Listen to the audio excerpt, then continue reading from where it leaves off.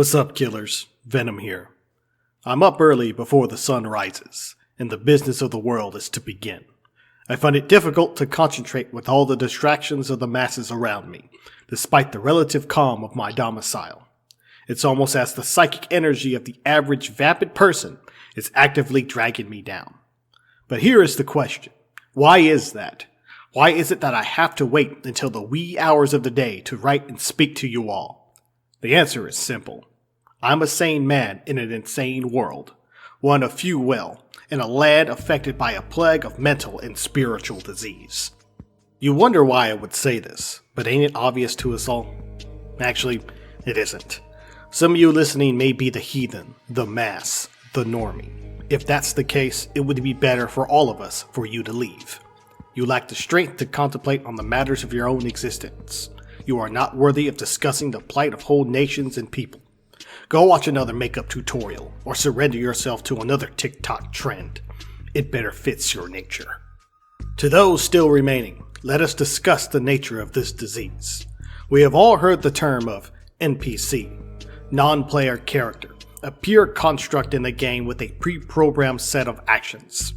This is an accurate descriptor of almost everyone. When poked or prodded with a certain force or method, these people, if you can even consider them that, act in predictable manners, not in line with even their instincts. This can lead them to situations in which they don't act in their own best interest, or to the interest of those they claim to hold in high esteem. For example, the average person, the normie, expects the government to be the guarantor of their safety. How many normies do you know have even pondered putting away a few weeks' worth of extra food? How many normies that live in lavish, expensive apartment blocks, located a traffic light away from the grime and crime of the inner city, have any arms to protect themselves, or even practice common sense actions like not going out after dark? I know that my own family has fallen victim to these exact same circumstances. They have also learned nothing from the experience. There's more to the nature of this disease than the inability to act logically. Have you ever asked the normie the reason they continue on living? It's a difficult question to answer, and I don't expect most of us to have anything clear or concise, but you at least have some ideas.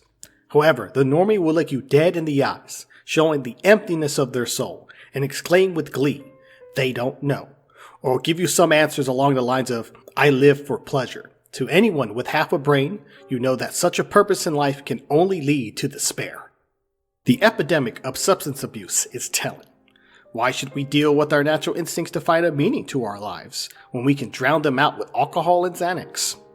Isn't it easier to party for extended hours, only made possible by the application of stimulants, day after day after day, so we can spend no time dealing with the deteriorating world around us? Surely, I could just inject heroin all day and shit on the streets instead of doing better for myself. The list of excuses goes on, and the list of self-medication goes just as far. Like before, my own family has fallen victim to these exact same circumstances. We could go on for ages about the faults inherent to the normie, but I think I got the point across. The real tragedy begins when you take into account the additive nature of these actions, or as we gamers put it, a society. Its consequences are clear to the function of all those who inhabit it. When the average person is broken, then it's normal to be broken.